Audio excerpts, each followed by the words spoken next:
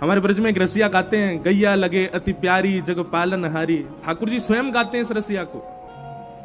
याद रखिएगा बंधुओं, आप नाम जापक हो, आप परिक्रमाएं करते हो, आप नित्य धाम जाते हो, आप नित्य गुरुजनों की सेवा करते हो, आप नित्य संत सेवा करते हो, पर ये सब आपके जीवन में है, पर गौ सेवा आपके जीवन में नहीं है। तो ठाकुर जी आपसे दूर ही हैं अभी भी। लेकिन आपसे नाम जब ज्यादा नहीं बन पाता, परिक्रमा आधी अधूरी में ही थक थका जाते हो, संतों की सेवा भी अच्छे से बन नहीं पाती, धाम भी नित्य जा नहीं पाते, पर गौ सेवा में नित्य निपुण हो, तो ये समझ जाइए ठाकुर जी गोद में ही बैठे हैं आपके। जिसके अंग से, जिसके तन से गौ रस की या फिर गौ गोबर की सुगंधी आती है, ठाकुर जी वही के पास रहे, इत्र बार इनके पास ना रहे ठाकुर जी। ठाकुर जी को इतनी प्रिय है गैया। आप ये मत सोचना महाराज जी बैठे मंच पर इसलिए गैया की बहुत प्रशंसा कर रहा हूं, नहीं, गैया बहुत प्रिय है ठाकुर जी को, निश्चित ही बहुत प्रिय है। तो एक बार को प्रसंग है कि ठाकुर जी रो रहे हैं, मैया तक कह रहे हैं मैया मैं गैया चरावे जाऊंगा। मैया बोली लाला तू अभी नेक्सो सो तो है, देख इतनी बड़ी बड़ी गैया इन सबन के बड़े बड़े पामन के बीच में आ जाएगा लाला, तेरे लग जाएगी, तू जिद मत करे।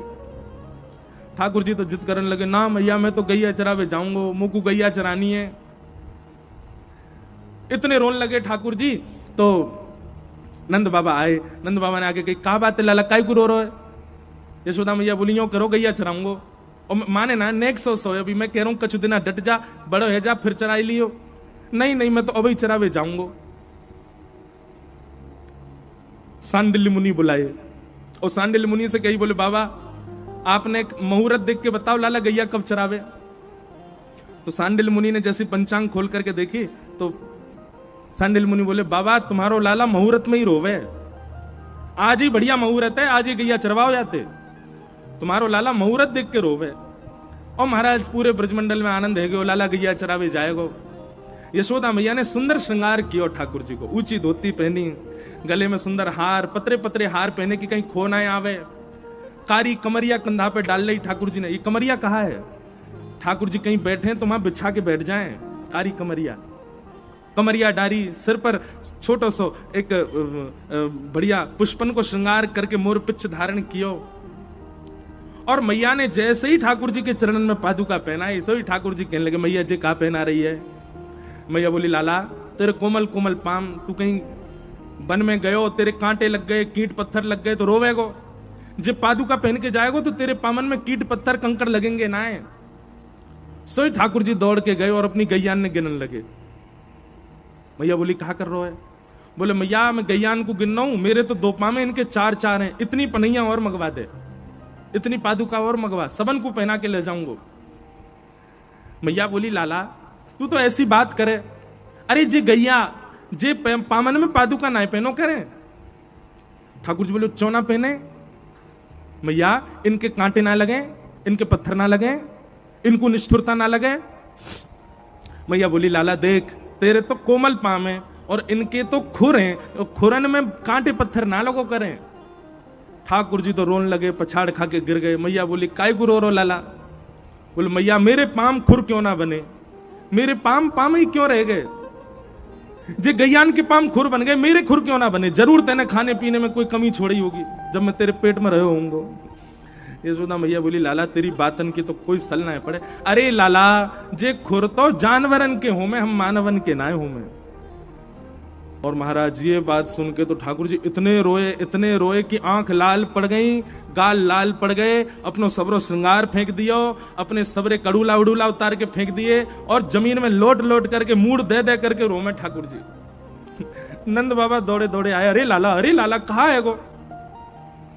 बड़ी देर में ठाकुर जी शांत भये। तू रो काई को रो है जे बता?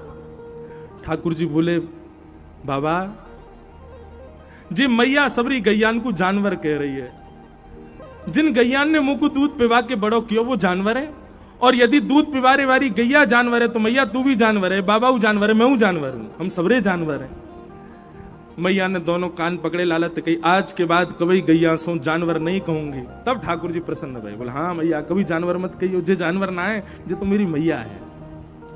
गैया से इतना प्रेम है ठाकुर जी को। श्रीमद् भागवत में गौ प्रेम ठाकुर जी का इतना अद्भुत वर्णन किया है श्री शुकाचार्य जी ने।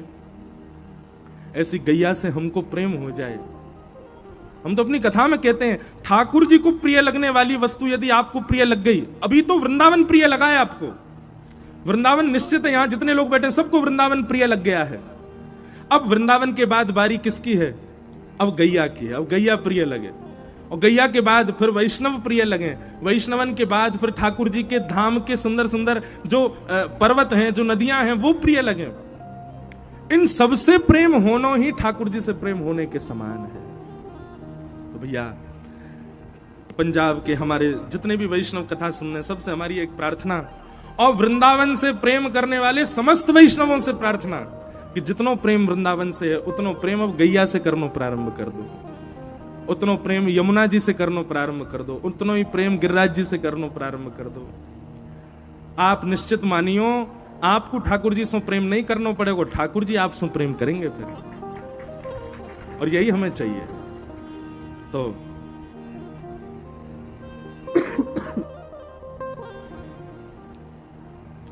बोलो वृंदावन बिहारी लाल की। कल हमने भागवत जी का महात्म्य सुना, और महात्म्य में कल भक्ति ज्ञान वैराग्य के विषय को हमने विशेष रूप से श्रवण किया। आगे फिर वहां कथा आती है कि आत्मदेव नाम के ब्राह्मण के एक पुत्र हुए जिनका नाम था गोकर्ण, दूसरे पुत्र उनकी पत्नी कहीं से ले आई थी जिसका नाम था धुंधुकारी। धुंधुकारी दुष्ट बना, उसकी दुष्टता से माता पिता दोनों घर छोड़ के चले गए, मां ने प्राण त्याग दिए, और आत्मदेव जी वन में जाकर के गोकर्ण जी से ज्ञान उपदेश पाकर के भगवत धाम को प्रस्थान कर गए।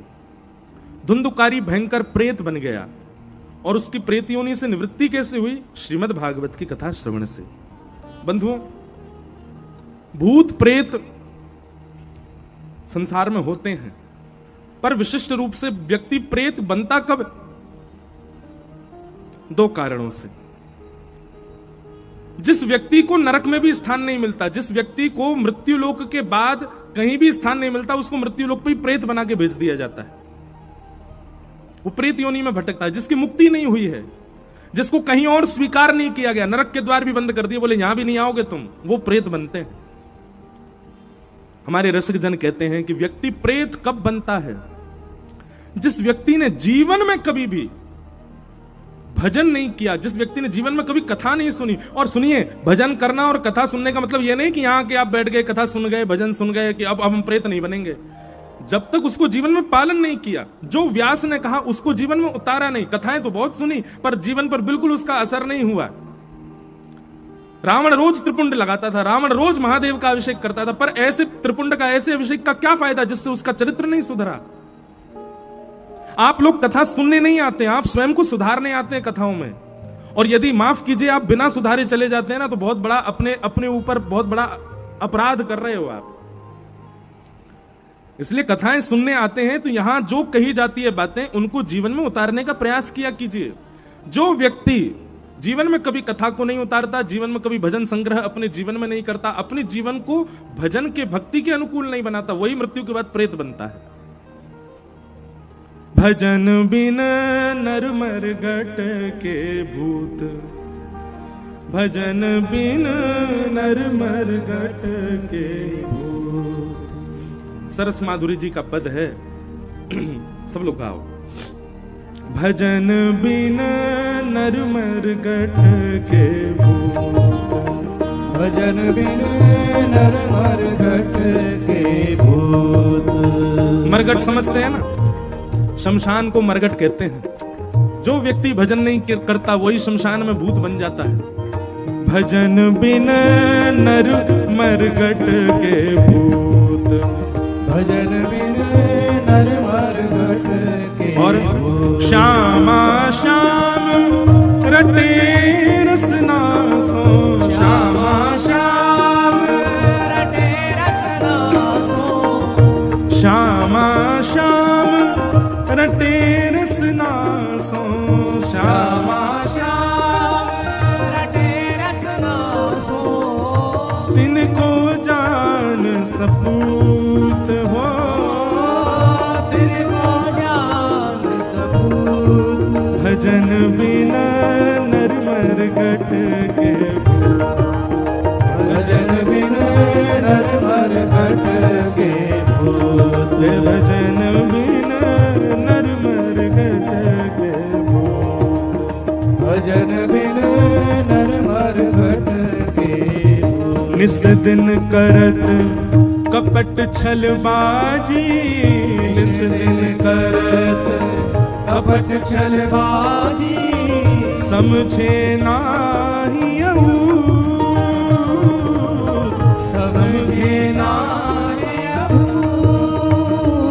हे सरस माधुरी अंत काल में, सरस माधुरी अंत काल में, हाँ सरस माधुरी अंत काल में, सरस माधुरी अंत काल में, मारेंगे यमदूत हो, मारेंगे यमदूत। भजन बिन नर मरघट के भूत।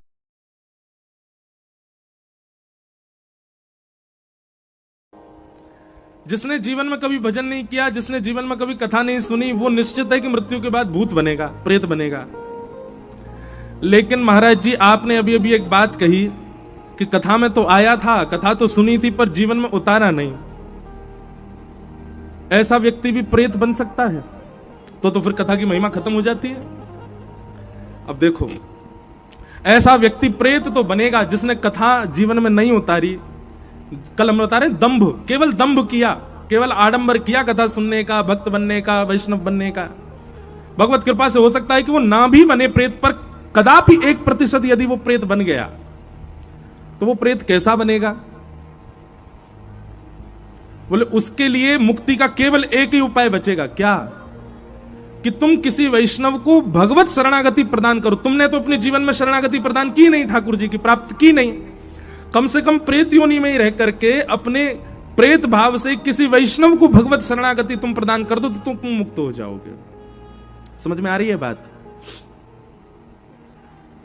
गोस्वामी तुलसीदास जी के प्रसंग में आता है कि गोस्वामी जी नित्य जाते थे वन में, और वन में जाकर के एक जल लेके जाते थे, शौच आदि से निवृत्त होकर जो बच जाता था जल, उसको एक पेड़ के नीचे डालते थे। 12 वर्ष तक इस नियम का पालन किया, तो 12 वर्ष बाद उस पेड़ से एक प्रेत प्रकट हो गया।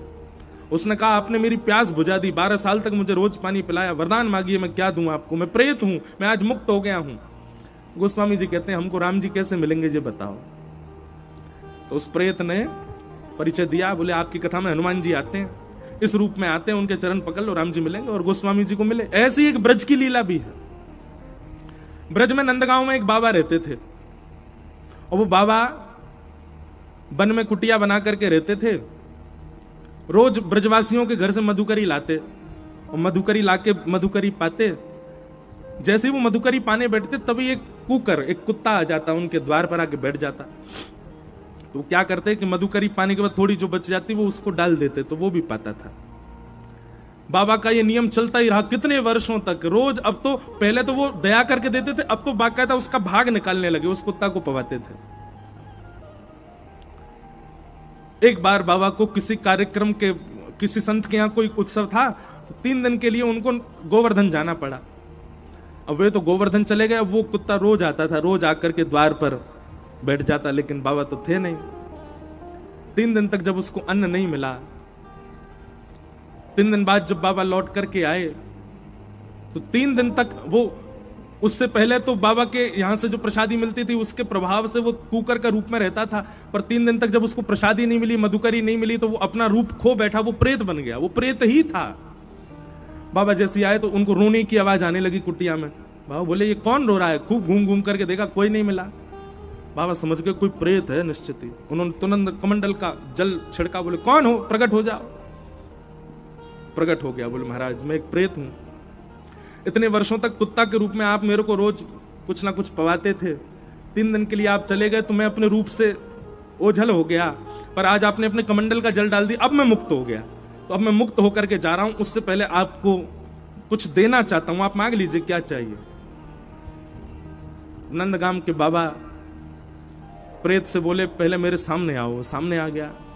बाबा ने उसको पकड़ने की कोशिश की, पकड़ में नहीं आया। बोले पकड़ में आओ, तो पकड़ में आ गया। पकड़ करके बोले, अब तेरी मुक्ति तब तक नहीं होगी जब तक मुझे नहीं बताएगा कि नंद नंदन कैसे मिलेंगे। मुझको जे बता ठाकुर जी कैसे मिलेंगे? भैया तू प्रेत है, मानव योनि से निकल चुका है, तुमको पता तो होगी कि ठाकुर जी मिलेंगे कैसे, बता। तब उस प्रेत ने कहा, बोले बाबा नंदगांव में शाम के समय एक ग्वारिया खूब सारी गैया चरा के लौटे। बोले हाँ। और वाके गैयान के झुंड में सबसे पीछे एक नेक सो बालक चलते हुए आवे। वो बालक रोज बदल जाए, कभी तो मोटो सा बालक होगो, कभी पतरो से होगो, कभी छोटो से होगो, कभी नेक चटकीलो से होगो। बोले हाँ, वो बालक ही नंदन है, वो बालक ही ठाकुर जी हैं। वो गैयान के पीछे पीछे चले, गैयान की रज में अपने आप को सराबोर करते भये। और उन गैयान में एक गैया नंद भवन की है, नंद भवन की गैया की वंश चलो आ रहा, उन्हीं की वो गैया है। मतलब आज भी हमारे ब्रज की गैयाओं में वो गैयाएं हैं जो ठाकुर जी के समय पे गैया थी, उनकी लाली वाकी लाली वाकी लाली, वो वंश अभी भी चलता आ रहा है ब्रजमंडल में कई जगह। नाथ द्वारा में, श्रीनाथ जी में, वहां की गौशाला में तो हमने गैया का दर्शन किया है, जो नंद भवन की गैया की ही अभी वंशधर है। उसी की गैया के दूध से ही ठाकुर जी का अभिषेक होता है नाथ द्वारा में। प्रेत बोले वो गैयान में एक गैया जो है वो नंद भवन की गैया है। वाकू हाँकते भय जो नेक्स्ट से बालक जा रहा हो, बाबा वही कन्हैया है, पकड़ लियो। ऐसा कह करके प्रेत तो चलो गए हो। बाबा छुप करके बैठ गए। शाम का समय हुआ, जैसे ही महाराज गैयान को झुंड लेकर के ग्वारिया आयो, देखते ही देखते बाबा ने देखी पेट निकरो भयो भार, गदमदरा से हाथ, नेक सो बालक, घुंघराले से केश हैं और गैयान को चरातो भयो आरो है। बाबा तो दौड़ करके गए और गैयान के बीच में जाके वह बालक के पांव ही पकड़ लिए। अब वो तो सामान्य बालक की तरह हरकत करें ठाकुर जी तो, अरे बाबा छोड़, मेरी मैया मेरी बाट निहार रही है, अरे मैं तेरी शिकायत कर दूंगा, सबरे ब्रजवासियों को बुला दूंगा। अरे बाबा छोड़, देख मुंह को पकड़ के ले जा रहा हो बाबा, अरे भैया अइयो, अरे ब्रजवासियों अइयो, देखियो जे बाबा कहा कर रहा है। बाबा ने कस के पांव पकड़ लिए, बोले आज मैं छोड़ूंगा नहीं, आज तो अपने रूप को दर्शन कराना ही पड़ेगा। अरे बाबा मैं कोई और ना हूं, मैं तो अपनी मैया को लाला हूं, मैं तो वह यादव को छोरा हूं, वहां के घर को छोरा हूं, तू काय को मुंह को पकड़ रहा? बोले नहीं नहीं मुझे पता आप नंद नंदन हो। बालक सांची में ऐसे रोने लगा जैसे कोई सामान्य बालक हो। अरे मेरी मैया तू कहां चली गई, जल्दी आ, देख बाबा ने पकड़ लियो, जे मुंह को पकड़ के ले जाएगो, मुंह को भी बाबा जी बना देगो, अरे मुंह को कोई को बेग खावेगो, अरे मैया जल्दी बचाइयो। लोग बाग इकट्ठे हो गए वहां पर, बाबा को खींचने लगे, लेकिन बाबा नहीं छोड़े। अरे दो चारों ने ये भी कह दी हमारो भतीजो है, हमारो लाला, या कुछ छोड़ दे। बोले ये कोई नहीं है, ये नंद नंदन है, या कुछ दर्शन देने ही पड़ेंगे। इतने प्रगाढ़ विश्वास के साथ ब्रजवासी बालक के चरण पकड़े, तो जहां ये कथा लिखी वहां पे वर्णन आया कि वो बालक बालक ही था, ठाकुर जी नहीं थे, वो किसी ब्रजवासी का बालक ही था। लेकिन बाबा ने इतने कस के उसके चरण पकड़े कि नंद भवन में बैठे ठाकुर जी से सहन नहीं भई, और ठाकुर जी वह ब्रजवासी बालक में से प्रकट है गए, और प्रकट है करके वह बाबा को अपने कंठ से लगा लिए, और कंठ से लगा करके बोले बाबा अब मिल गए हो, अब मेरी बात सुन। बोले कहा जे बालक मैं ना हूं, या को तो छोड़ दे, या को जान दे बाबा। तब बाबा ने छोड़े, और तब बाबा की भी सदगति भई। भैया जिसको ठाकुर जी की प्राप्ति करनी होती है वो प्रेतों से भी मार्ग पूछ करके प्राप्त कर लेता है, और जिसके जीवन में ठाकुर जी के अनुग्रह नहीं होते वो बड़े बड़े संतों के बीच में रहकर के भी संसारी बना रहता है। मन में दृढ़ विश्वास आ जाए भगवत मिलन का, तो फिर साधन कैसा भी हो आप उस साधन से ही ठाकुर जी को प्राप्त कर लोगे। जिसको अपने गंतव्य पर पहुंचना, वो ये नहीं देखेगा कि बस मिल रही है, कि टेम्पो मिल रहा है, कि रिक्शा मिल रहा है, वो कुछ भी मिले बैठ के जाएगा। और जिसको लाख बहाने, वो ये सोचेगा एसी वाली गाड़ी हो, ऐसी हो वैसी हो। ठीक भैया वैसे ही ठाकुर जी को प्राप्त करना हो तो साधन चाहे जैसा मिल जाए, उस साधन को ही साध्य बनाकर के भगवत प्राप्ति हो सकती है। तो प्रेत कौन बनते हैं? जो भजन नहीं करते। और कथा आदि सुनने के बाद भी यदि कोई प्रेत बन जाए तो उसके लिए एक ही उपाय रहता है, किसी वैष्णव को भगवत दर्शन कराओ, भगवत शरणागति कराओ, तो तुम अपने प्रेत योनि से मुक्त हो जाओगे। इस प्रकार भागवत जी की कथा से गोकर्ण जी मुक्त हुए। आओ भागवत के प्रथम स्कंद में हम लोग प्रवेश करें। जन्माद्यस्य यतोऽन्वयादितरतः चार्थे स्वविज्ञस्वराट् तेने ब्रह्म हृदय आदि कवये मुह्यन्ति सूरयः तेजो वारिमृदां यथा विनिमयो यत्र तृषर्गो मृषाः धाम्ना स्वेन सदा निरस्तकुहकं सत्यं परम धीमहि धाम्ना स्वेन सदा निरस्तकुहकं सत्यं परम धीमहि।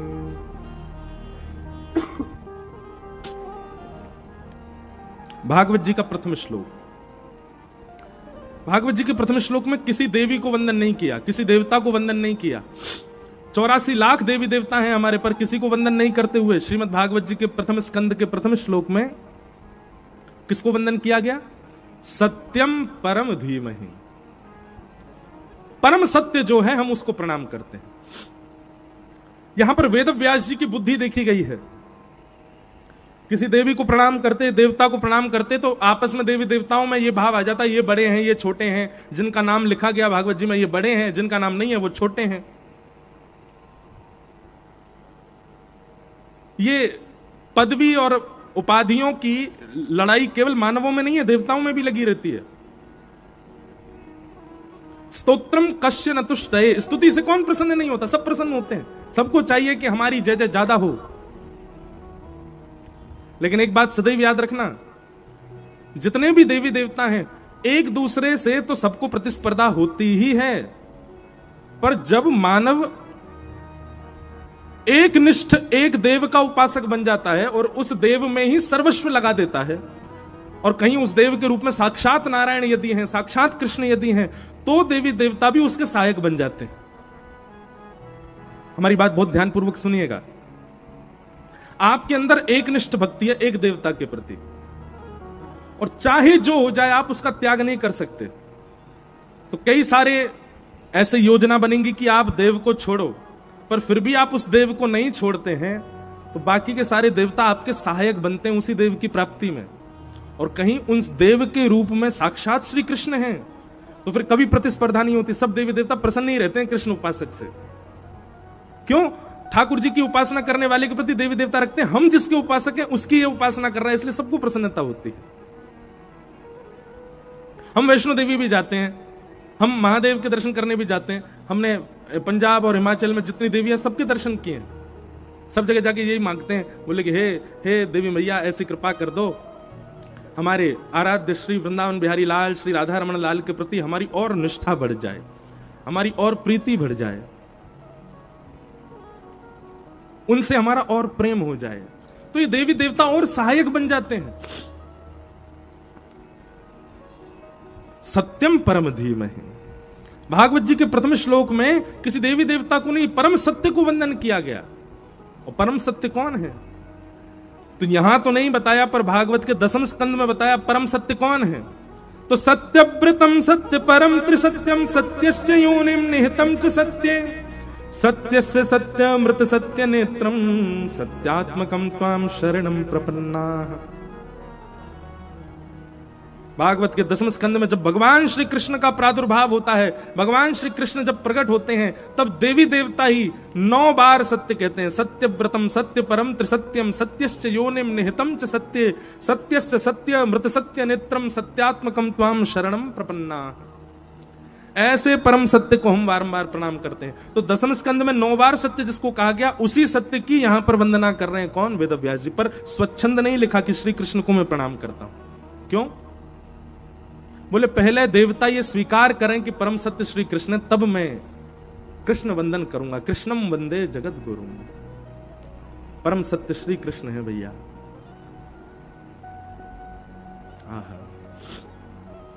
हमारे ब्रज के उपासकों के अगर आप उपासना देखोगे तो कई बार हो सकता है कि आप सबके मन में बहुत संशय आ जाए, पर हमारे ब्रज के उपासक तो ऐसे ही हैं। वो श्री कृष्ण के अलावा किसी को नहीं ध्याते, श्री कृष्ण ही उनके सर्वस्व हैं। हमारे श्री हरिराम व्यास जी, हरिराम व्यास जी तो ऐसे कृष्ण उपासक थे। अब कई बार क्या है कि ब्रज की बातें बाहर बोलने में थोड़ा भय लगता है, संकोच होता है कि बाहर के लोग क्या समझेंगे, पर ब्रज की अनन्यता ऐसी है। हरिराम व्यास जी के चरित्र में ऐसा भाव आता है, उनकी बेटी का ब्याह था, और बेटी का ब्याह था तो हरिराम व्यास जी को जब बेटी मिलने गई तो बेटी ने कहा, पिताजी मेरा ब्याह है परसों, और मधुकर शाह राजा जो हैं ओरछा के, उन्होंने लड़का ढूंढा है, आप खूब आशीर्वाद देना, मेरा मंगलमय जीवन हो। हरिराम व्यास जी अपनी बेटी से कहने लगे, बेटी तैने निश्चित ही पूर्व जन्म में कोई अपराध किया होगा जो तेरा ब्याह हो रहा है और तू वृंदावन छोड़ के जा रही है। हरिराम व्यास जी की पुत्री बोली, आप कैसे पिता हो अपनी पुत्री के विवाह पे कह रहे हो कि तैने कोई पाप किया होगा? बोले और नहीं तो वृंदावन छोड़ के जाना पड़ रहा है इसलिए मुझे लगता है कि तैने, अरे वृंदावन में ही ब्याह करती, यहीं पर ही रहती, यहीं पर ही किसी वैष्णव ब्रजवासी के संग ही निवास करती, वृंदावन छोड़ के जा रही है, निश्चित ही तैने कोई अपराध किया होगा। घर के लोग बोले बोले तो पागल हो चुके हैं, इनसे बात मत कर, लाली तू आ जा, तू अपनी व्यवस्था कर। हरिराम व्यास जी चुपचाप बैठे हैं। अब ब्याह वाले दिन क्या हुआ कि घर के लोगों ने, हरिराम व्यास जी ने तो संतों को निमंत्रण दिया था, घर के लोगों ने राजा महाराजा और दुनिया के लोगों को निमंत्रण दिया। तो घर के लोगों ने क्या किया, संत महापुरुषों के लिए तो ठंडी पूरी, ठंडी सब्जी और ऐसे थोड़ी बहुत सामग्री परोसवा दी, और गरम गरम रोटियां, गरम गरम सब्जियां, बढ़िया चटकदार मसालेदार बढ़िया सब सामग्री सब और लोगों के लिए। ये देख करके हरिराम व्यास जी का दिमाग खराब हो गया। बोले कि संतों के लिए इतनी सामान्य व्यवस्था और राजा महाराजा संसारी लोगों के लिए इतने 56 भोग की व्यवस्था।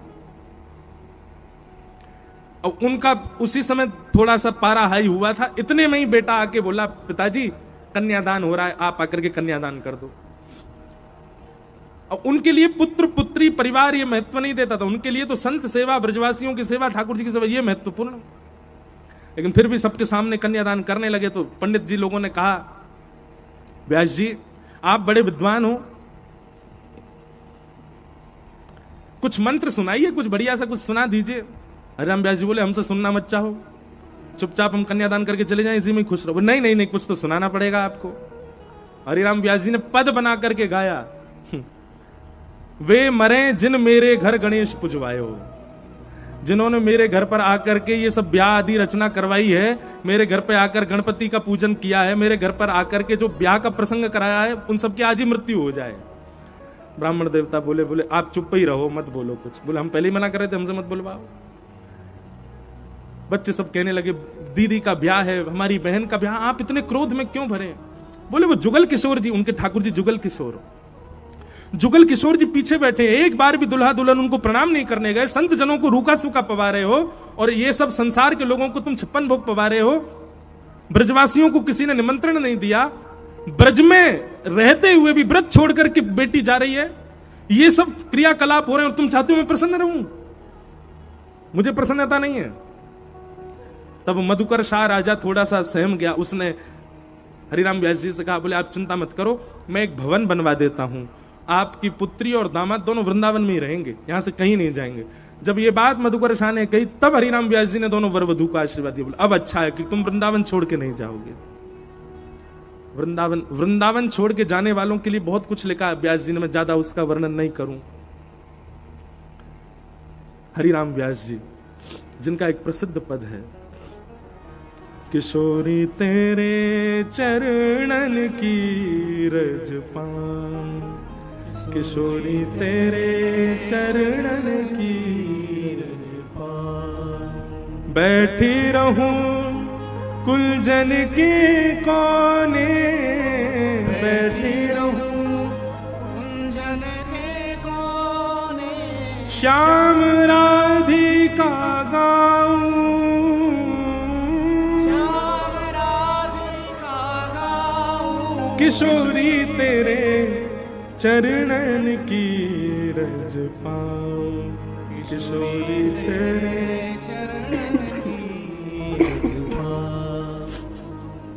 जारज को ब्रह्मादिक तरसत, जारज को ब्रह्मादिक तरसत, सूरज शीश चढ़ाऊं, सूरज शीस चढ़ाऊं, किशोरी तोरे चरणन की रज पाऊं, किशोरी तोरे चरणन की रज पाऊं। व्यास स्वामिनी की छवि निरखत, व्यास स्वामिनी की छवि निरखत, विमल विमल जस गाऊं,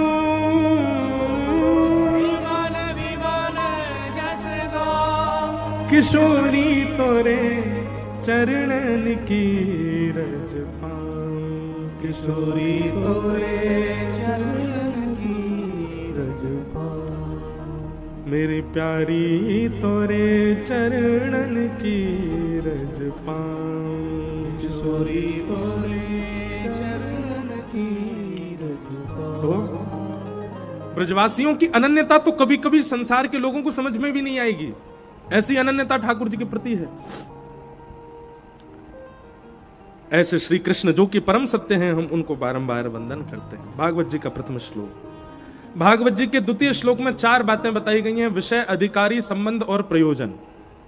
बहुत ध्यानपूर्वक सुनिएगा। भागवत का विषय क्या है, भागवत का अधिकारी कौन है, श्रीमद् भागवत जी से हमारा संबंध क्या है, और श्रीमद् भागवत जी का प्रयोजन क्या है, ये 4 बातें। सबसे पहला भागवत जी का विषय, तो कहते हैं धर्म प्रोजित केतवोत्र परमो।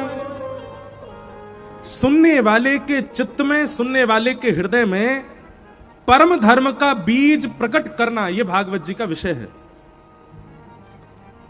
धर्म और परम धर्म 2 बातें होती हैं। आप अपने लिए, पति के लिए, बच्चों के लिए, पत्नी के लिए, परिवार के लिए जो कुछ भी सत्कर्म करते हो वो सब धर्म कहलाता है। आप दफ्तर जाते हो, दुकान पर जाते हो, हवाई जहाज उड़ाते हो, ट्रेन चलाते हो, गाड़ी ड्राइव करते हो, ऑफिस जाते हो, अपना सत्कर्म जो कुछ भी आप कर रहे हो ये सब धर्म कहलाता है। जिस कर्म के फलस्वरूप आप 3 समय की रोटी खा रहे हो, अपने परिवार को संभाल करके चल रहे हो, वो सारे कर्म आपके धर्म कहलाते हैं। परम धर्म किसको कहते हैं? आत्म कल्याण के लिए जो आप करते हो वही परम धर्म है। बहुत ध्यानपूर्वक सुनिएगा।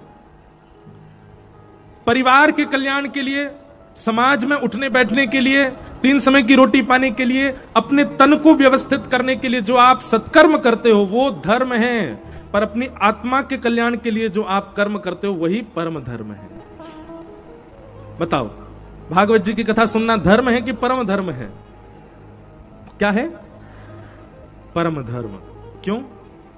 क्योंकि यहां पर आप देहाभिमान शून्य हो। यहां पर आप देह को प्रधानता देकर के नहीं बैठे। देह को प्रधानता यदि मैंने दिया होता तो मैं आराम ही कर रहा होता इस समय, पर देह को प्रधानता नहीं है। आप लोगों ने अपने देह को प्रधानता दी होती तो आप भी इसी चला करके कक्षों में बैठे होते, नीचे जमीन पर इतनी भीड़ में घिचपिच करके ऐसे नहीं बैठे होते। आप सब देहाभिमान शून्य होकर के बैठे हो। इसका मतलब कथा देह के लिए तो नहीं सुन रहे आप।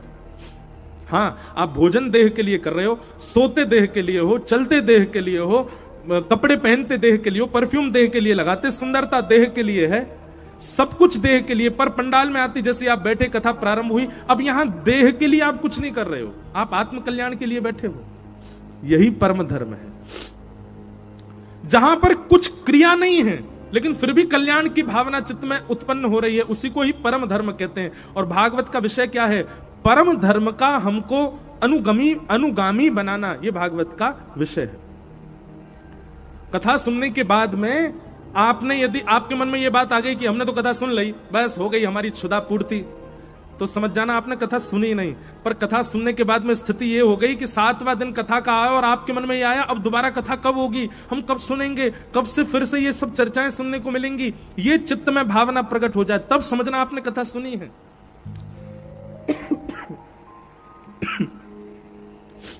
भक्तमाल जी में परीक्षित के प्रसंग में बताते हैं कि परीक्षित को 7 दिन में मरने का श्राप लगा था, तक्षक सर्प के डंसन से मृत्यु होगी। पर नाभाजी भक्तमाल में कहते हैं कि जैसे ही सुखदेव जी ने व्यास मंच से कहा कि परीक्षित अब 7 दिन पूरे हो गए, मैं अपनी वाणी को विराम दे रहा हूं, जैसे ही व्यास जी ने कहा मैं अपनी वाणी को विराम दे रहा हूं, सामने बैठे हुए परीक्षित ने कहा जब आपकी वाणी विराम ही हो रही है, ये 7 दिन की कथा ही विराम हो रही है, तो अब मैं जीवित रह के क्या करूं? श्राप लगा शरीर को है, सर्प डसेगा शरीर को, पर आपकी कथा ने तो मुझे नित्य मुक्त शुद्ध आत्मा बना दिया है। अब आपकी कथा विश्राम होगी और मेरे प्राण भी विश्राम लेंगे। जैसे ही व्यास जी ने व्यास मंच का त्याग किया, सुखदेव जी ने तुरंत ही सामने बैठे परीक्षित ने अपने प्राण त्याग दिए। क्यों? जब कथा ही नहीं है तो मैं जीवित कैसे रह सकता हूं? ऐसी स्थिति थी परीक्षित की। क्षमा कीजिएगा, पर कथा के विश्राम में आपके चित्त में ऐसी व्याकुलता हो जाए कि अब कब सुनने को मिलेगा दोबारा, तब समझो कि आपने कथा सुनी, भागवत जी का विषय जो था वो पूरा हुआ है। और कहीं मन में ये आ गई कि बस अब 7 दिन है गए, कथा सुन ली, हमारा काम पूरा हो गया, हम जिस उद्देश्य से आए थे वो उद्देश्य पूरा हो गया, पितृ मुक्ति हो गई होगी, हमारे ग्रह कलेश शांत हो जाएंगे, कथा सुननी थी जीवन में एक बार, हमने सुन ली, बस हो गए निवृत्त। अब दोबारा कभी कथा का निमंत्रण भी आए तो बस ये कह देते हैं हम तो कथा सुन चुके हैं, एक बार सुन चुके हैं बढ़िया प्रेम से। ये निवृत्ति की स्थिति आना, ये ऐसी स्थिति चित्त में आना कि आप अब परिपूर्ण हो चुके हो कथा से, अब आपको आवश्यकता नहीं है, तो समझ जाना आपने कथा सुना नहीं, कथा ने आपको स्वीकार किया नहीं। हनुमान जी के विषय में आता है, प्रभु चरित्र सुनवे कौन सिया, राम लखन सीता मन बसिया। हनुमान जी एक ही चरित्र को 500 बार सुन सकते हैं, इतना उनको प्रिय लगता है कथा सुनना। बार बार सुनते हैं, बार बार सुनते हैं, कथा सुनने के रसिया हैं श्री हनुमान जी महाराज। तो भागवत का विषय क्या है? परम धर्म की अनंत इच्छा चित्त में प्रकट होना, यही भागवत का परम धर्म है। भागवत का परम धर्म विषय। दूसरी बात, भागवत का अधिकारी कौन है? कौन सुन सकता है और कौन सुना सकता है? किसको अधिकार मिला है कथा का? तो कहते हैं निर्मत सराणाम सताम, जिसके चित्त में मात्सर्य दोष नहीं है। एक बात बताएं, कथा का एक नियम सुनिएगा, रोज कथा सुनने के बाद में उस व्यक्ति का चित्र देखा कीजिए जिससे आपको बहुत ईर्ष्या होती है, जिसको आप देखना ही पसंद नहीं करते, उस व्यक्ति का चित्र निकाल करके देखो कथा सुनने के बाद, और यदि तब भी आपको ईर्ष्या हो रही है तो बस तुरंत उसका चित्र हटा के बोलो अभी और कथा सुननी है। जिस दिन उसका चित्र अच्छा सा लगने लग जाए, जिस दिन उसके चित्र को देख करके आपको ईर्ष्या ना होवे, और एक आध चित्र नहीं बहुत सारे चित्र देखो, उपदेश घूम रहा है, बड़ी बड़ी गाड़ियों में घूम रहा है, ओहो इतनी सुंदर कमाई कर रहा है, ये सब चीज देखने पर भी आपके चित्त पर कोई प्रभाव ना पड़े, तब समझ जाइएगा आपने कथा सुनी है। और महाराज चित्र देखने के बाद भी यूं आ रही है कि कहां मिल जाए मुझे, इसके साथ कुछ यूं कर दूं, इसका ये हो जाए, इसका ये बर्बाद हो जाए। अभी कथा सुनो और सुनो, अभी कथा जीवन में आई नहीं है, इसीलिए ईर्ष्या की भावना चित्त में। याद रखिएगा, लिख लीजिएगा, कथा जब जीवन में आती है तो सबसे पहले ईर्ष्या निवृत्त करेगी आपको। और कहीं आप ईर्ष्या युक्त हो तो ना तो आपका भजन, ना आपका कीर्तन, ना आपका नाम जप, ना आपका तिलक लगाना, ना आपका वैष्णव होना, ना आपका धाम जाना, ना आपका कथा सुनना, ये सब का कोई प्रभाव आपके ऊपर नहीं हो रहा। भाई औषधि लेते हैं तो गले पर असर होना चाहिए, जैसे हम 2 दिन से ले रहे हैं, हो ही नहीं रहा असर। असर हो तो मानो ना कि औषधि में देखो 2 चीज होती हैं जिससे असर नहीं होता। पहली बात, या तो औषधि में कमी है इसलिए असर नहीं हो रहा, दूसरी बात औषधि तो ले रहा है पर परहेज नहीं कर रहा इसलिए भी असर नहीं होगा। पर हम तो दोनों ही कर रहे हैं, परहेज भी कर रहे हैं, औषधि भी ले रहे हैं। हमारे लाला थोड़े नाराज बैठे हैं हमसे इसीलिए ये गला बैठा है। पर निश्चित है अभी जल्दी हम, फिर भी कथा तो समझ में आ रही है ना सब लोगों को? समझ में आ रही कि नहीं? हाँ या ना कुछ बताओ। हाँ बस हमारे मन में उड़क तो बहुत आती है, ये वाला पद गा दें, ये वाला पद सुना दें, पर गले के कारण हम थोड़े रुक जाते हैं। तो निर्मत सराणाम सताम, भैया एक बात याद रखो, आपके चित्त में कभी भी मात्सर्य दोष नहीं आना चाहिए। भक्ति मार्ग में यदि आप हो, भक्ति पथ पर यदि आप हो, वृंदावन के उपासक यदि आप बन गए हो और आपके चित्त में यदि ईर्ष्या भावना है किसी के भी प्रति, तो निश्चित है कि भगवत मिलन में वो ईर्ष्या बाधा बनेगी। इसलिए ईर्ष्या का त्याग करो। और भैया ये तो बहुत सामान्य सी बात है, लेकिन इससे भी खतरनाक बात, कई लोगों को तो भगवत भक्तों से ईर्ष्या होती है, भगवत वैष्णवों से ही ईर्ष्या भावना आ जाती है चित्त में। ईर्ष्या कभी नहीं होनी चाहिए। बल्कि देखो, ईर्ष्या कभी कभी भक्तों में ऐसी आ जाती है, इसको इतनी सारी स्तुतियां याद कैसे हो गई, जे इतना वृंदावन कैसे चला जाता है, इस पे गुरुदेव की ज्यादा कृपा क्यों है, इसके ठाकुर जी इतने सुंदर क्यों सज जाते हैं, हमारे क्यों नहीं सजते। ये सब ईर्ष्या भावना भक्तों के प्रति भी आ जाती है। इसमें ईर्ष्या ना आवे, बल्कि ठाकुर जी से प्रार्थना हो कि नाथ आप खूब कृपा करो इसके ऊपर ने का, लेकिन हम पे भी करो। ऐसी भावना रखो तो कोई दिक्कत नहीं, पर ईर्ष्या नहीं आनी चाहिए। हे राधा वल्लभ लाल, आपने इनको स्वीकार किया, उनको स्वीकार किया, हम में क्या कमी है, हमको कब स्वीकार करोगे? सुना है तारे हैं तुमने लाखों, हमें जो तारो तो हम भी जाने। आपने लाखों तारे हैं नाथ, पर हमें कब तारोगे?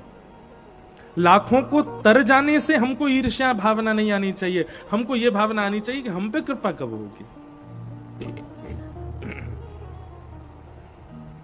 तो ईर्ष्या कभी नहीं, और वैष्णवों के प्रति तो कभी भी नहीं। वैष्णवों के प्रति ईर्ष्या आ रही है तो निश्चित है कि आप अपने भक्ति मार्ग से बहुत जल्दी बिछुड़ने वाले हो। हम तो अपनी कथा में बताते हैं कि आज भजन जितना बन रहा, कल उससे कम बन रहा है, परसों उससे और कम बन रहा है, और फिर तरसों फिर ज्यादा बन रहा है, फिर कम हो रहा है, फिर ज्यादा। ये उतार चढ़ाव जो भजन में आता है ना, ये निश्चित ही वैष्णव अपराध की वजह से आता है। कल हमने एक बात बताई थी कि वैष्णव अपराध करने की हमारे चित्त में भावना क्यों प्रकट होती है? क्योंकि कहीं ना कहीं हमारे भीतर दंभ है, कहीं ना कहीं हमारे भीतर दिखावा है भक्ति का, इसलिए हमसे वैष्णव अपराध बनता है। दिखावा मत करो, जैसे हो वैसे प्रस्तुत हो जाओ। हमसे नई स्तुतियां याद हो रही तो बिना स्तुति याद किए, हमसे नई तिलक बढ़िया से लग रहा तो बिना उसके, नई श्रृंगार बढ़िया से कर पा रहे, नई भोग लगा पा रहे ठाकुर जी को सुंदर 56, कोई दिक्कत नहीं है, पर उसमें कहीं कोई दिखावा मत करो। नहीं हो पा रहा तो दिखावा कर देते हैं। नहीं, आजकल दिखावे की दुनिया चल रही है, सब दिखाना चाहते हैं कि हम कैसे भजन करते हैं, हम कैसे। अभी तक तो अपनी पर्सनल लाइफ भी दिखाते थे लोग, अब भजन भी दिखाते हैं। अब कोई व्यक्ति सुबह मंगला में भोर में उठ जाता 3 बजे उठ करके अपने ठाकुर जी की सेवा पूजा बंदन, अब वो सब इतना नहीं दिखाना चाहिए। ठीक है, एक बार किसी को आपसे प्रेरणा मिल रही हो, एक बार दिखा दो, रोज रोज नहीं दिखाओ। हमारे रसिकजन कहते हैं कि प्रेम लक्षणा भक्ति का प्रचार करने से, प्रेम का एक स्वभाव है, जितना प्रचार कर दोगे, ढिंडोरा पीटोगे, प्रेम उतना कम हो जाता है। प्रेम उतना ज्यादा बढ़ेगा जितना गोपनीय रखा जाएगा। सदैव याद रखना, विद्या और धन, इनका जितना दान करोगे ये उतना बढ़ेंगे, और प्रेम और भक्ति, इनको जितना गोपनीय रखोगे ये उतना बढ़ेंगे। अरे हम तो ये कहना चाहते हैं भैया कि आप तो ऐसे बन के घुमा करो बाहर, कि बाहर वाले को ये लगे तो महासंसारी है, लेकिन मन में आपके वो प्रेम लक्षणा भक्ति हो। कोई व्यक्ति आपको देख के पहचान ही नहीं पाए कि ये परम वैष्णव भक्त है। वो एक अलग अंतर्निष्ठ भक्ति का एक स्वरूप हो जाता है, वो एक बहुत ऊंची स्थिति है, हम लोग नहीं कर पाएंगे उसको। पर फिर भी अपना प्रेम ठाकुर जी से जो है उसको गोपनीय रखो, उसको ज्यादा प्रकाशित मत करो। हम अनुभव करते हैं कई बार हमारे लाल जी की हमारी कोई लीला हम कथा में बोल देते हैं, फिर 6-6 महीना तक लाल जी कोई लीला नहीं करते। लेकिन क्या करें, कथा में हमने एक बार पूज्य मलुकपीठ वाले महाराज जी से ये बात कही भी कि महाराज जी कई बार कथा कहते कहते कोई ठाकुर जी के साथ में कोई लीला हुई और उसको हमने मंच पे जाके बता दिया, उसके बाद ठाकुर जी 6 महीने का वियोग देते हैं, 6 महीने तक कोई लीला ही नहीं होती, स्वप्न में नहीं आएंगे, कोई अनुभव नहीं कराएंगे। तो महाराज जी ने एक बात कही, बोले कि जितना प्रकाश करोगे उतना प्रेम कम होता है। ठाकुर जी को ये प्रिय नहीं लगता कि मेरी तुम्हारी क्या घटना हुई तुम सबको बताओ। पर फिर महाराज जी ने एक आज्ञा की, क्योंकि आप व्यासपीठ पर बैठते हैं और व्यासपीठ से कितनों के चित्त में विश्वास प्रकट होता है आपके बताने से, तो इसलिए आप 6 महीने का वियोग सह लिया करो, पर कभी कोई लीला हुआ करे तो अधिकारी श्रोता दिखते हो तो बता दिया करो। बहुत दिनों तक ठाकुर जी फिर लीला नहीं करते, कुछ अनुभव ही नहीं कराते। जैसे हम आरती करते हैं कभी कभी ठाकुर जी की, तो आरती करते करते मन में भाव रखते हैं कि हे लाल जी, यदि आप आज की सेवा से प्रसन्न हो तो अपनी छड़ी गिरा दो या अपनी वंशी गिरा दो। ठाकुर जी गिरा देते हैं, पर जब ठाकुर जी नाराज बैठे होते हैं या फिर वियोग दे रखा होता है, कितनी प्रार्थना कर लो कुछ नहीं गिराते। अच्छा, एक बात और है, ठाकुर जी आपसे प्रसन्न हैं और नाराज है, इसका एक प्रमाण और है। क्या?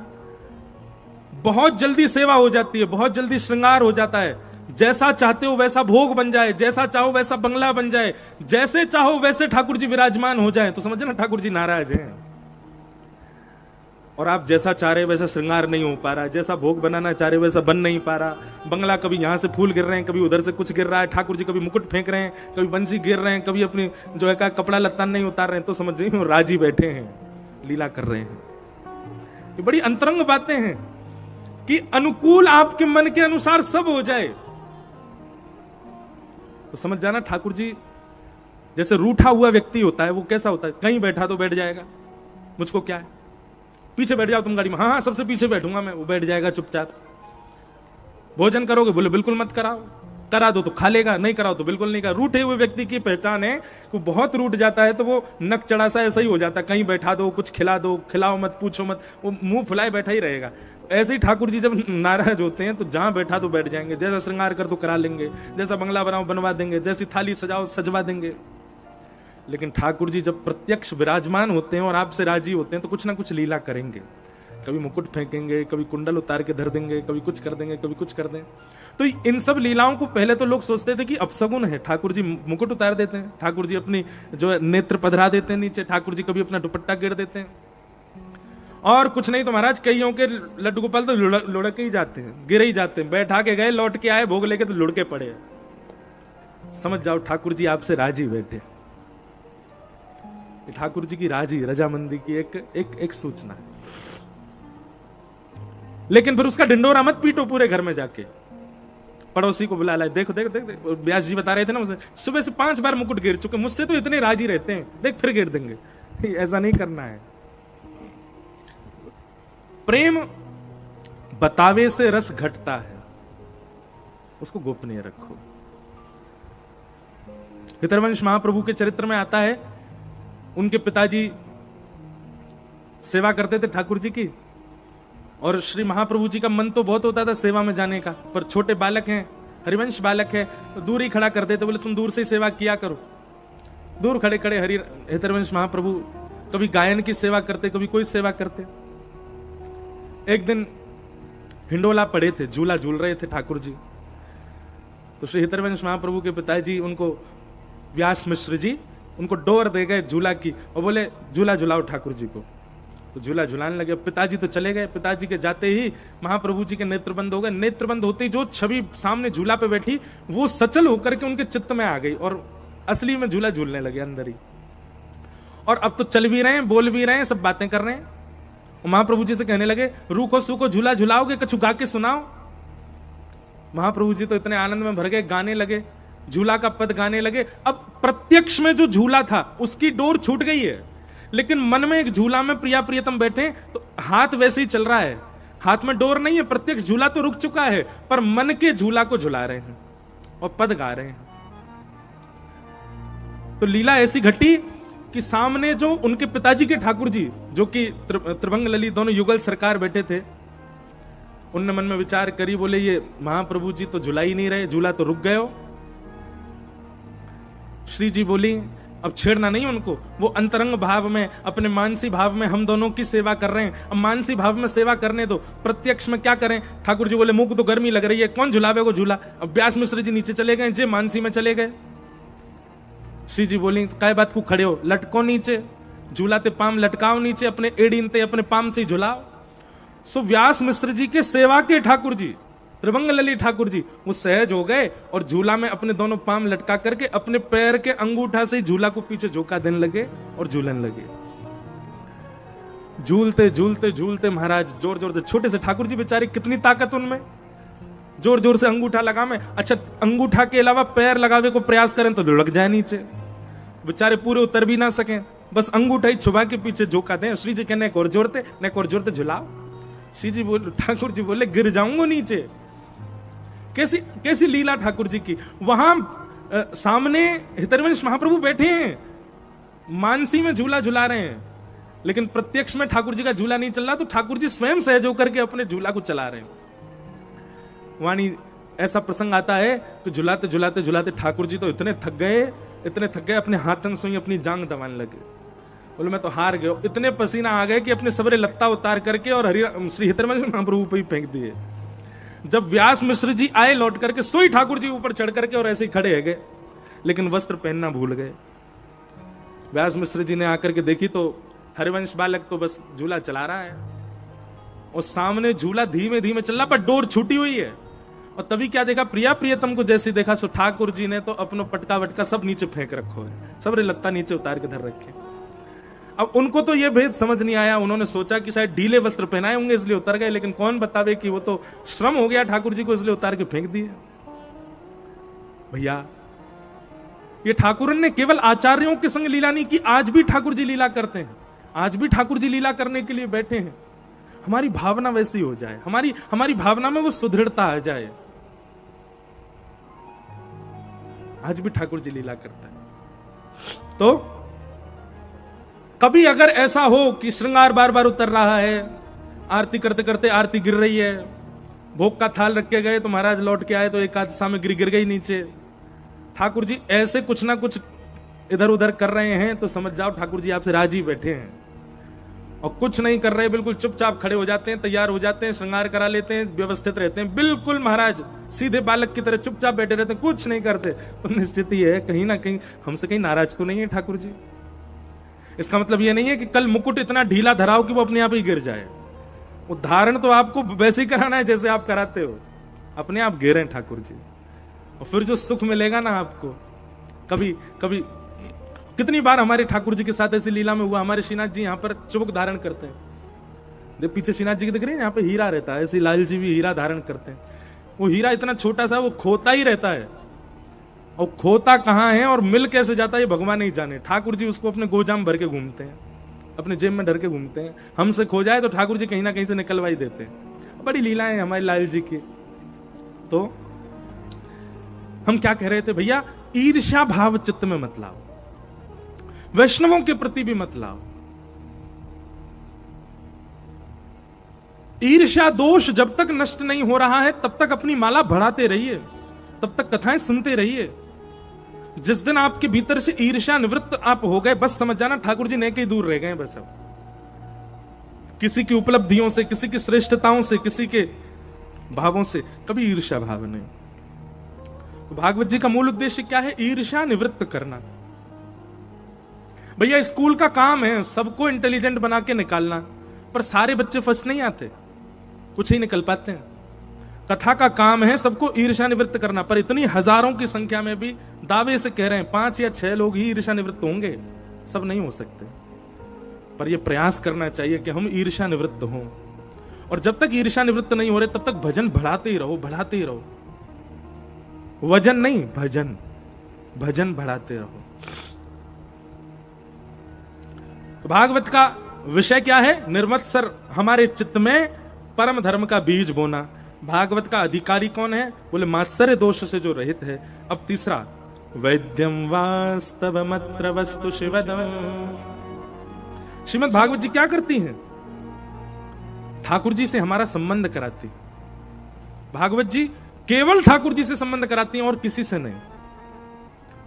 कथा सुनने के बाद में ठाकुर जी अपने लगने लगे। हमारे अयोध्या के एक संत थे श्री गोपालाचार्य जी महाराज, बहुत अच्छे। उनकी लीलाएं कभी कभी मैं कथा में सुनाता हूं। ऐसी लीला, ऐसी सेवा अपने ठाकुर जी की इस कली काल में और अभी पिछले 50 सालों में किसी ने नहीं की होगी। उनके छोटे से गोपाल जी थे, उनको संगी रखते थे, वो भी उनको लाल जी बोलते थे। हम अपनी सेवा के गुरु जी उनको मानते हैं, गोपालाचार्य जी को। उनका काम पता है क्या था? कहीं भी कुछ भी मिल जाता, उस वस्तु को कैसे ठाकुर जी की सेवा में लाऊं। जैसे कोई कपड़ा कोई भेंट में दे गया, अब ये कपड़ा से ठाकुर जी की पोशाक बने, ठाकुर जी की गद्दी बने, ठाकुर जी के जे बने। कोई कुछ दे गया, कोई कुछ देगा, वो हर वस्तु को तोड़ मरोड़ करके कैसे भी अपने लाल जी की सेवा में लेके आते थे। गोपालाचार्य जी परम विद्वान थे। वे अपने एक प्रवचन में कह रहे थे कि भैया, सब लोग इधर देखो। वे अपने एक प्रवचन में कह रहे थे कि जैसे आप अपने छोटे बालक को जब जैसे जैसे वो बड़ा होता है उसको बोलना सिखाते हो, मैया बोलो, पापा बोलो, चाचा, दीदी आ जाए तो बोलते दीदी, पर उसको हम धीरे धीरे बोलना सिखाते हैं। जैसे ही वो बालक पहला शब्द उच्चारण करता है, पापा, पूरे घर में कितनी खुशी होती है, कितना आनंद होता है। फिर वो बोलने लग जाता दीदी, ऐसे करके वो 2-4 शब्द बोलना सीख जाता है। और कुछ समय बाद वो थोड़ी तोतली वाणी में बातें बनाना शुरू कर देता है, कुछ का कुछ बोलता है। लेकिन कुछ आयु के बाद वो इतना बोलता है कि फिर माता जी छड़ी लेके ही दौड़ती हैं कि शांत हो जा, बोलता ही क्यों रहता है तू, शांत क्यों नहीं होता है। उसको पहले से समझाना पड़ता, देख बच्चा, आज घर पे हमारे मेहमान आ रहे हैं, आज बोलना नहीं है, उनके सामने चुपचाप रहना, ज्यादा नहीं बोलना। तो वो ऐसा ही उदाहरण देते थे गोपाल जी के लिए। बोले भैया, जब भी गोपाल जी के सामने जाओ, परिवार का हर सदस्य अपने आप को कुछ बना के जाए। और ठाकुर जी से जाके गए, जय जय, जो भी आप अपने ठाकुर जी को बोलते हो, गोपाल जी, गोविंद, माधव, जो भी बोलते हो वैसे कह के बुलाओ और अपना परिचय दो। चाचा आए, चाचा बोलो, चाचा। एक बार बोलो, 2 बार बोलो, 3 बार बोलो। अपना परिचय दो ठाकुर जी को कि आप कौन हो, और उनसे कहो कि वो बोलें। और फिर ये नियम कैसा रखो, जैसे छोटे बालक जब थोड़े बहुत बोलने सीख जाते हैं तो उसके पिताजी जैसे ही घर से जाते हैं तो बालक दौड़ता दौड़ता जाता है, रोता है मुझे भी लेके चलो। तब पिता क्या करता है, बोले उसको बहला देता है, वो तेरे लिए चीजी लाऊंगा, शाम को गुब्बारा लाऊंगा, तेरे लिए ये लेके आऊंगा। तो वो बालक उस भावना से रुक जाता है कि मेरे लिए कुछ लेके आएंगे। बोले ऐसे ही अपना परिचय देने के बाद में घर से निकलते समय अपने ठाकुर जी को कुछ लोभ देके जाओ। आज ठाकुर जी आपके लिए रबड़ी लेके आएंगे, हम हैं, आज आपके लिए रसमलाई लेके आएंगे। गोपालाचार्य जी महाराज, सिद्धांत के परम विद्वान, परम पूजनीय श्री राम सुखदास जी महाराज, ऐसे ऐसे आचार्य जन आज्ञा करते हैं कि ठाकुर जी से वार्ता किया करो, ठाकुर जी से चर्चा किया करो। एक दिन ऐसा होगा कि आप जाकर के ठाकुर जी से कहोगे हम बाजार जा रहे हैं, बताओ क्या लेके आए। ठाकुर जी कहो तो आपसे बोल दें कि सुनो, बाकी सब तो अशुद्ध बनता है, कहीं से बढ़िया दूध की मावा की कोई रबड़ी लेके आओ, हमारे लिए मावा का कुछ मिष्ठान बनवा के लाओ। किसी ना किसी दिन ठाकुर जी आपको अपने आप संकेत करेंगे कि मुंह को ये खावे की इच्छा है रही है, मुंह को लेके आओ। और बताऊं दूसरी बात क्या, आप बाजार में जाओगे तो बाजार में संसारी व्यक्ति का मन कैसा होता है, उसका मन ललचाता अपनी जीव के लिए, छोले कुलचे बनने, ओहो मुझे खाने। लेकिन जब व्यक्ति वैष्णव हो जाता है ना, तो उसके मन में जो कुछ भी आता है वो यही विचार करता है मेरे गोपाल जी की इच्छा हो रही है। इसका मतलब ये नहीं दुकान से खरीद के ले जाओ, वैसे तो वैष्णव को चाहिए जो मन में आवे गोपाल जी की इच्छा माने और स्वयं जाके उसको सिद्ध करे। बाजार से सामग्री ले ले पर सिद्ध अपने हाथ से करे और फिर ठाकुर जी को पवाए। सेवा के बड़े रूप हैं भैया, करो तो सही उस भावना से। तो श्रीमद् भागवत जी क्या करती हैं, बोले ठाकुर जी से हमारा कोई संबंध करा देती है। वैद्यम वास्तव मत्र वस्तु शिवदम, कल्याणकारी संबंध। और तापत्रयोन्मूलनम, 3 प्रकार के तापों का उन्मूलन करती है भागवत की कथा। आदि दैविक, आदि भौतिक, आध्यात्मिक, 3 प्रकार के ताप हैं। ये तीनों प्रकार के तापों का उन्मूलन करती है। मतलब हम एक बात कथा में कहा करते हैं कि वैष्णव व्यक्ति को नहीं आते, उसके जीवन में कष्ट आते हैं, पर संसारी व्यक्ति कष्ट आने पर जैसे विलाप करता है, कष्ट आने पर जैसे रोता है, कष्ट आने पर जैसे उस कष्ट के लिए अपनी छाती पीटता है, वैष्णव व्यक्ति अपने जीवन में आने वाले कष्ट पर कभी विलाप नहीं करता। वैष्णव व्यक्ति अपने जीवन पर आने वाले कष्ट का कभी कभी रुदन नहीं करता, उसको स्वीकार करता, सहर्ष स्वीकार करता है। पारिवारिक संकट आ गया, मानसिक संकट आ गया, देह का संकट आ गया, वो हर स्थिति में प्रसन्न नहीं रहेगा। सब ठाकुर जी की कृपा है, ठाकुर जी अनुग्रह कर रहे हैं मेरे ऊपर, ऐसी भावना रखता है। अब आज के लोगों को यदि 1000 रुपया उन्होंने मंदिर में चढ़ाया और पुजारी जी ने बदले में माला नहीं फेंकी, ऊपर से प्रसाद की डलिया नहीं दी, तो कितना बुरा लग जाता है। पर उस समय में जब बादशाह अकबर की पत्नी ताज बेगम, उसको मंदिर में घुसने से मना कर दिया था। क्यों? बोले आप मंदिर में प्रवेश नहीं कर सकते, मर्यादा के खिलाफ है। तब उनको एक खिड़की से दर्शन कराया ठाकुर जी का, और खिड़की से दर्शन करके भी इतनी आनंदित हो गई। प्रेम चित्त में होगा ना तो आपको कभी भी ये नहीं लगेगा कि मुझे कितने समीप ठाकुर जी के ले जाया गया। प्रेम जब चित्त में होगा तो दूर से भी प्रेमी दिख जाए ना तो भी मन में संतुष्ट हो जाए, संतोष हो जाता है। प्रेम वो नहीं कि प्रेमी के बहुत समीप जाने की इच्छा हो, प्रेम वो कि जहां से प्रेमी दिख जाए सुखी दिख जाए, प्रेमी उसमें प्रसन्न है। ताज बेगम ने फिर, बड़ा चरित्र है कि ताज बेगम ने फिर वापस गई, बादशाह के साथ रहने लगी, पर उनको विरह होने लगा। तो एक दिन उन्होंने अपने बादशाह से कह दिया कि मुझे तो आप वृंदावन ही भेज, तो मैं नहीं रह पाऊंगी। बोले उस वृंदावन में जाके क्या करना जहां तुमको मंदिरों में नहीं जाने दिया जाता। नगर में रहता, उस नगर में मैं रहूं, इससे मुझे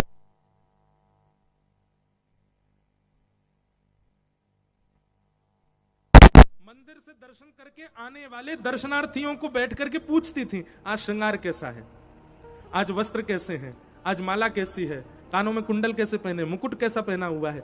और दर्शनार्थी जब बताता उसी की भावना बनाती, आज अच्छा पीली पटका पहना? बोले हाँ। इत्र की सुगंधी कैसी थी? बोले आज तो गुलाब का इत्र लगाया ठाकुर जी ने। बोले अच्छा।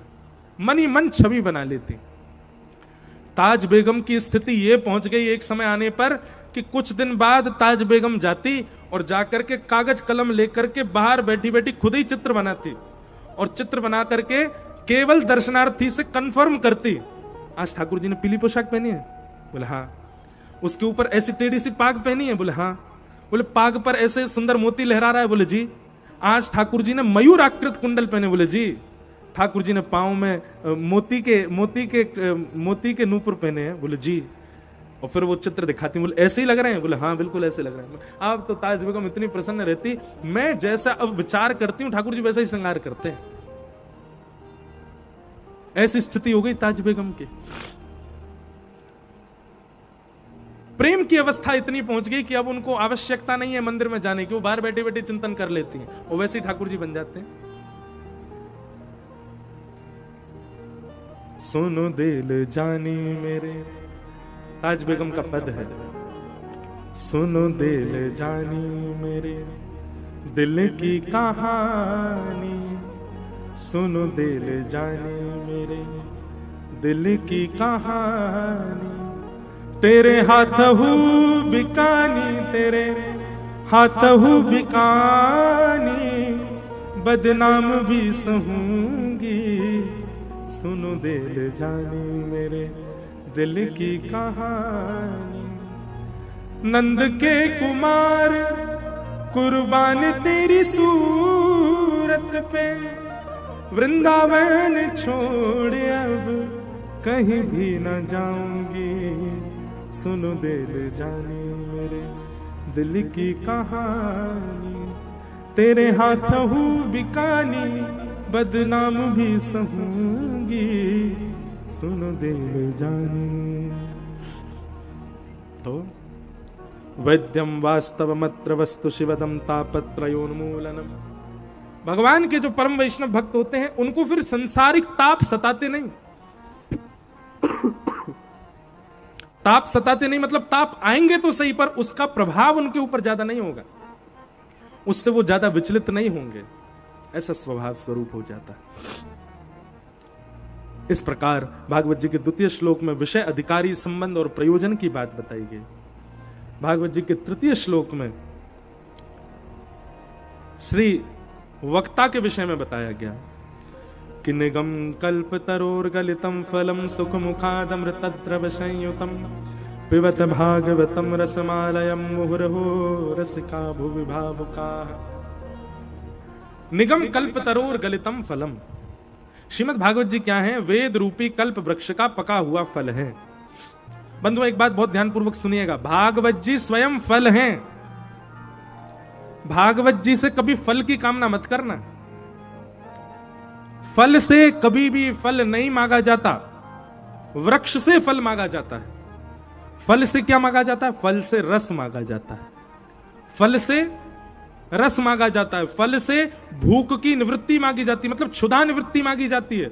और फल से अनेक फल प्रकट करने का बीज मांगा जाता है। फल से फल नहीं मांगते। आप भागवत जी से कोई फल नहीं मांग सकते। आप कहोगे तो हम तो कृष्ण मांग रहे हैं, तो श्री कृष्ण फल है ही नहीं। श्री कृष्ण तो रसो वैशः, वो तो रस ही है, इसीलिए वो रास रासेश्वर है। भागवत जी से फल नहीं, ये भागवत स्वयं फल है। फल से रस मांगो, रस माने श्री कृष्ण मांगो। रस मिलता है तो सुख मिलता है। क्षुधा निवृत्ति मांगो, अपनी भूख की निवृत्ति मांगो भागवत जी से। भूख की निवृत्ति मतलब संसार के भोग विलास काम वासना आदि, इन सबको भोगते भोगते भोगते भोगते कोई समय ही नहीं है, कोई इनकी अवधि नहीं है, कितना भोगना है। ऐसा कुछ करें भागवत जी की अब हमारे हृदय की इच्छा पूरी हो जाए। तो श्रीमद् भागवत जी क्या करती है? इच्छा निवृत्त कर देती है, फिर इच्छा समाप्त हो जाती है। कथा के आश्रय में रहने वाले व्यक्ति को फिर संसारी भोग की इच्छा नहीं रहती। हमारे ब्रज की भोरी सखी गाती हैं, ऐसो दुख दी जो ही माही, बिनु पद कंज छटा दृग देखे, को सुहावे नाही, ऐसो दुख दी जो ही माही। बस्ती छोड़ एकांत बिठावे बातन सो घबराही, ऐसो दुख दीजो ही अमाही। भोरी ऐसे दुख बिन प्यारी, जीवन व्यर्थ गवाही, ऐसो दुख दीजो ही अमाही। भैया परम भागवत परम वैष्णवों का स्वरूप कैसा हो जाता है? संसारी भावों में उनकी ज्यादा रुचि नहीं होती। वो तो कृष्ण पर, कृष्ण तन कृष्ण ही हमारो धन, आठों याम ऊधो हमें कृष्ण ही सो काम है। कृष्ण कृष्ण कृष्ण कृष्ण कृष्ण संबंध जो मिले वही स्वीकार है, बस उसके अतिरिक्त कुछ भी नहीं। एक हमारे उत्तर प्रदेश में एक परम भक्त हुए, भक्तमाल जी में उनकी कथा आती है। उनका नाम था मदन मोहन सूरदास। क्या नाम था? वैसे उनका असली नाम था सूरध्वज। क्या नाम था? सूरध्वज।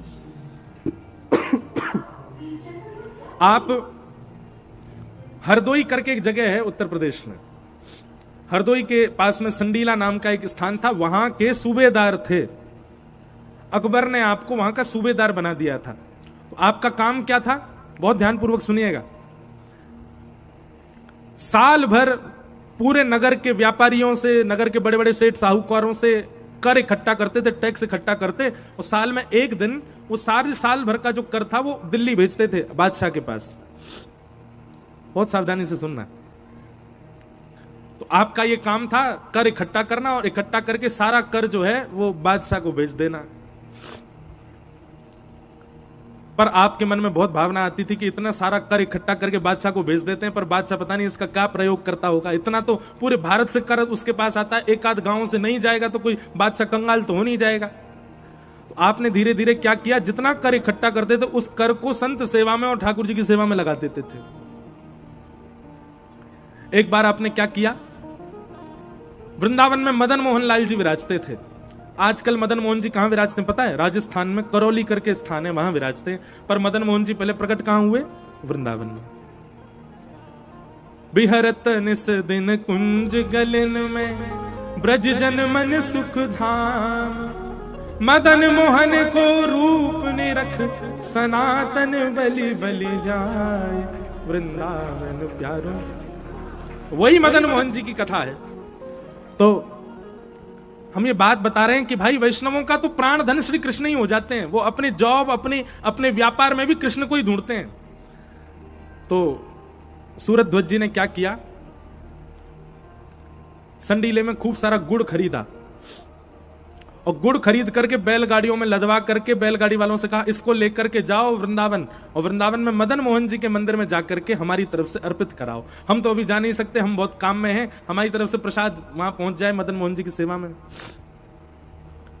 तो सब लोगों ने कहा, बोले आप इतना महंगा गुड़ यहां से खरीद करके और बैलगाड़ी में भेज रहे हो, इससे बढ़िया तो किसी को रुपया देके भेज दो, वृंदावन में ही गुड़ खरीद करके दे देंगे। सूरध्वज जी बोले नहीं, ऐसा थोड़ी होता है।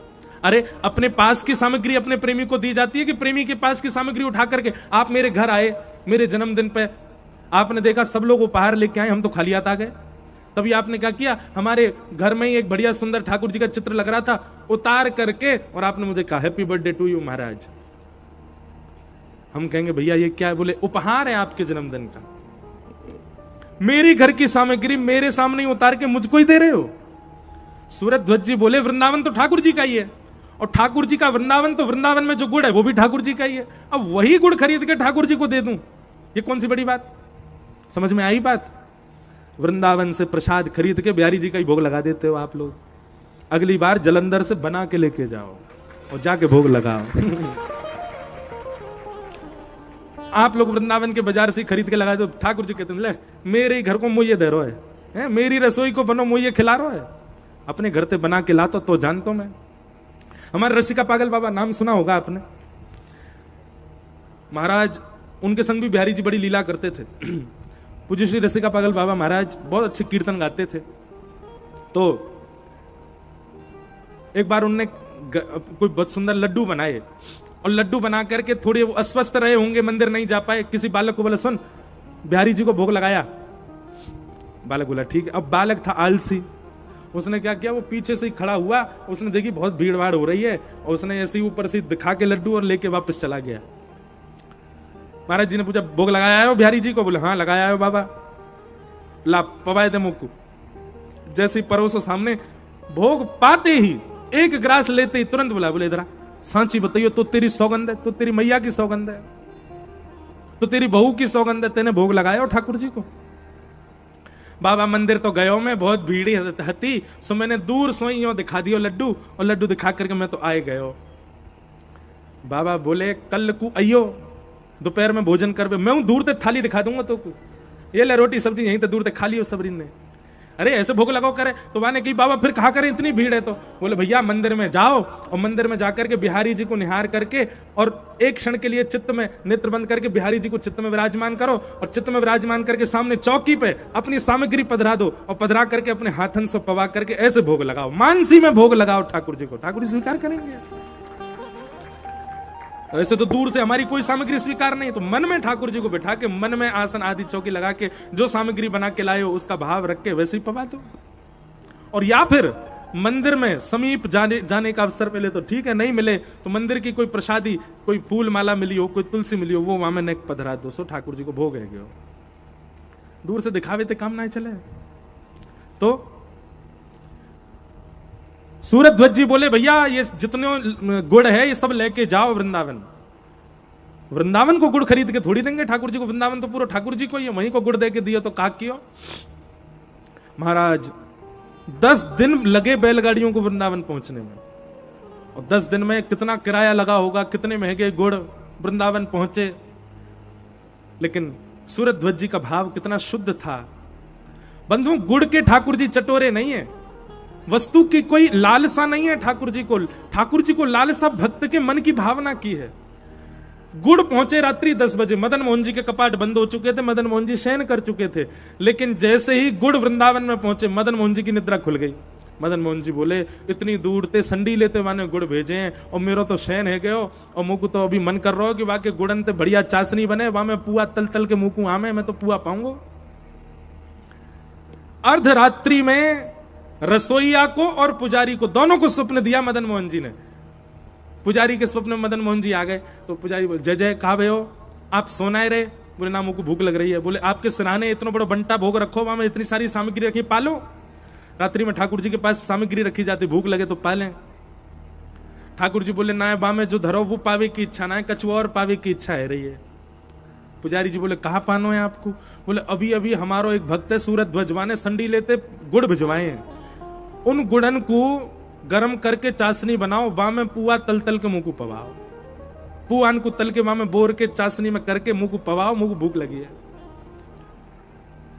पुजारी जी बोले अभी तो अर्धरात्रि हरी जय जय, नेक देर आप सो ले, सुबह मंगला करके और मंगला करके फिर बढ़िया रसोई चेता के वो आ जाएगा रसोईया, बना करके राजभोग में आपको पुआ पवाऊंगा।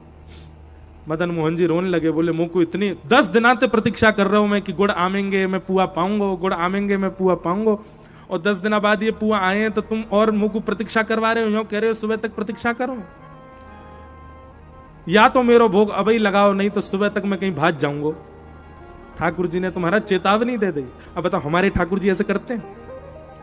पर सूरध्वज का भाव इतना सुदृढ़ है कि ठाकुर जी रात में पुजारी से लड़ रहे हैं कि अभी बना पुआ, और महाराज अर्धरात्रि में सर्दी के समय पुजारी नहा धो के आए और रसोईया संग लेके आए हो, और रसोईया को ला करके पहले चूल्हा जलाए, चूल्हा जला करके वहां में सब तेल आदि डाल के घी आदि में पुआ तल करके वहां में गुड़ में बढ़िया चाशनी में करके बोर के अर्धरात्रि में 2 बजे मंदिर खोल के मदन मोहन जी को भोग लगाए हो।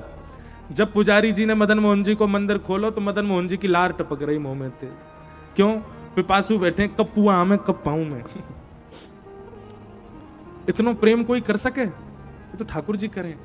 आज भी करने को तैयार बैठे हैं ठाकुर जी तो प्रेम, पर हमारो भाव वैसा है ही नहीं जैसे सूरध्वज को। अगली बार वृंदावन यहीं से जलंधर से ले जाइए सामग्री, ठाकुर जी वहीं स्वीकार कर लें आनंद से।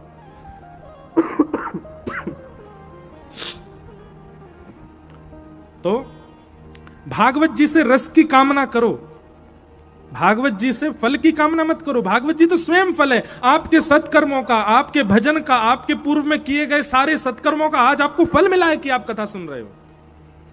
भागवत जी फल स्वरूप मिली है आपको। फल से फल नहीं मांगा जाता, फल से तो रस मांगा जाता है, और रसो वैसह, रस कौन है? श्री कृष्ण। भागवत जी तो कृष्ण मांगो, भागवत जी से तो ठाकुर जी मांगो। पिबत भागवतम रसमालयम मोहर हो रसिका भुवि भावुका। भागवत की कथा को अपने कान रूपी दोनों में भर भर के पियो। पिबत भागवतम रसमालयम मोहर हो, तब तक पियो, बोले पीते ही रहो, पीते ही रहो, जब तक ठाकुर जी मिल नहीं जाए तब तक पीते ही रहो। अरे कहां तक कहें, हमारे यहाँ तो ऐसे ऐसे भक्त भी हुए, ठाकुर जी मिल गए, वाके बाद भी कथा नहीं छोड़ी। श्री हनुमान जी महाराज साकेत धाम गए नहीं राम जी के साथ में, क्यों? राम जी से पूछा वहां कथा होती है? बोले नहीं, कथा तो नहीं होती साकेत में। बोले हनुमान जी बोले तो हम नहीं जाएंगे। राम जी बोले जहां हम साक्षात बैठे हैं वहां कथा की क्या आवश्यकता? कथा तो वहां होती है जहां हमारा अनुभव नहीं है, जहां हमारा प्रत्यक्ष दर्शन नहीं, कथा तो वहां होती है। हनुमान जी बोले भगवान साकेत आपका आपको बधाई में देते हैं, पर हम तो नहीं जाएंगे। क्यों? क्योंकि आपकी कथा वहां नहीं है। पृथ्वी पर रहना मंजूर है, क्यों? क्योंकि कथा यहां होती रहती है, कहीं ना कहीं कथा सुनने को मिल ही जाती है। यत्र यत्र रघुनाथ कीर्तनम तत्र तत्र कृतमस्तकांजलिम वास्तवारि परिपूर्ण लोचनम मारुतिम नमत राक्षसांतकम।